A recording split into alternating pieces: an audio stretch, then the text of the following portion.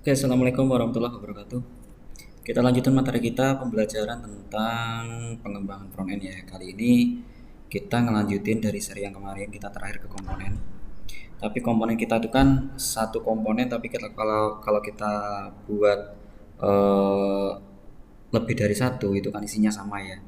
Bagaimana caranya kita bikin satu komponen, tapi kalau kita bikin berulang kali dengan data yang berbeda, tampilannya pun akan berbeda-beda. Seperti produk yang kita punya, misalnya ada TV, ada setrika, ada penanak nasi, atau kipas angin dan sebagainya, itu nanti card dari produknya akan berbeda-beda. Oke, dari yang sebelumnya kita copy aja dulu.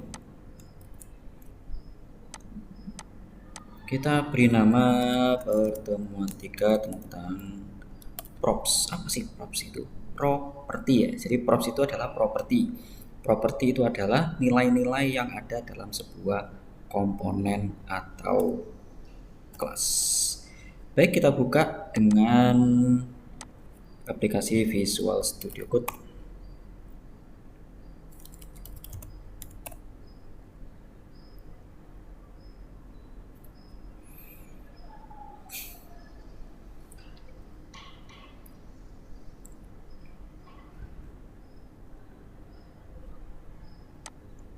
Sebelum menjalankan aplikasinya, ingat bahwa ini belum ada node modul ya.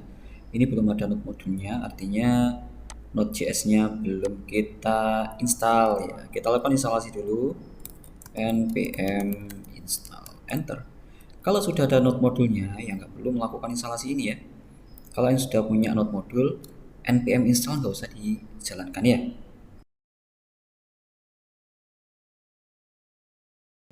Kita lihat hasilnya dari yang video sebelumnya. Pastikan ada dua card nih yang statis tapi cardnya ya. Nah, kira-kira tampilannya seperti ini. Kira-kira seperti ini. Sekarang dua card ini gimana caranya nilainya bisa berbeda? Kita buat untuk kelasnya memiliki sebuah properti di mana properti itu bisa menangkap nilai dari atau menangkap parameter dari komponen yang dipanggil. Kita siapkan dulu propertinya di komponen yang kita buat ya. Masuk ke komponen, masuk ke card, kemudian masuk ke bagian function. Ingat, di dalam function ini kan ada nama function ya. Di dalam tanda kurung kita definisikan props seperti ini aja. Cukup props ya. Nah, kalau kita sudah menuliskan props, berarti pada waktu card itu dipanggil, maka props siap untuk ditangkap ya. Tapi props yang ditangkap ini props apa? Nah, kita definisikan lagi di bawah. Yang pertama, nah ini ada TV nih. TV yang berupa produk dan kemudian ada baris kedua berupa deskripsi. Ini yang nantinya dua poin ini nilainya nggak boleh sama antar satu produk dengan produk yang lain, pastinya kan berbeda-beda ya. Ini kita hapus supaya input nilainya nggak di sini. Kita hapus dulu. Nah, seperti ini.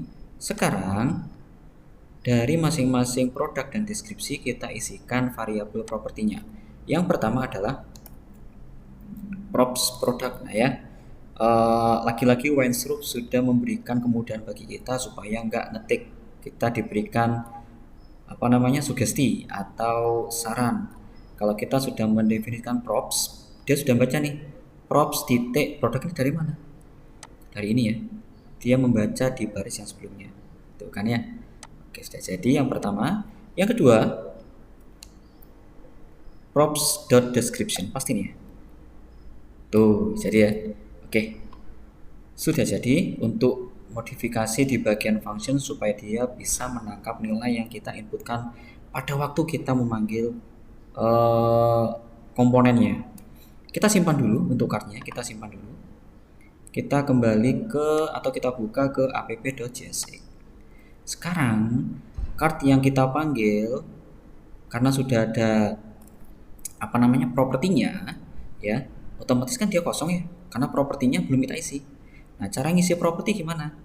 Sewaktu kita memanggil cardnya, kan ada tanda kurungnya. tanda kurung siku. Di dalam tanda kurung ini ya, kita tambahkan atau kita panggil properti dua nilai yang tadi sudah kita definisikan, yaitu props titik product dan props titik description ya.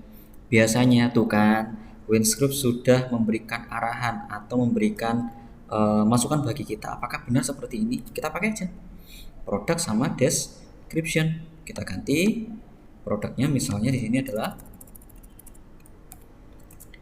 TV LED, deskripsinya apa? Terserah ya, kita berikan misalnya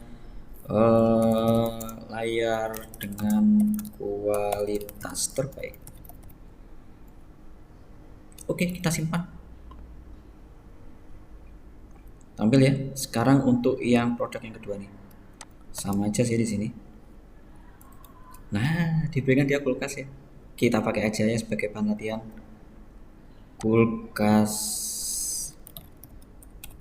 2 pintu misalnya. Kulkas 2 pintu. Oke. Udah ya. Jadi seperti inilah cara kerja dari props ya, konsepnya seperti ini, bahwa masing-masing nilai dari sebuah komponen yang kita panggil berulang kali itu nilainya bisa berbeda. Ini cara yang paling mudah sebelum kita nanti masuk ke atau mengkoneksikan frontend kita ke basis data ya. Nanti kalau kita sudah punya backendnya kita panggil, kita koneksikan dengan frontend. Untuk propertinya kita tinggal isikan dengan variabel dengan frontend tersebut ya, dengan variabel dari backend ya.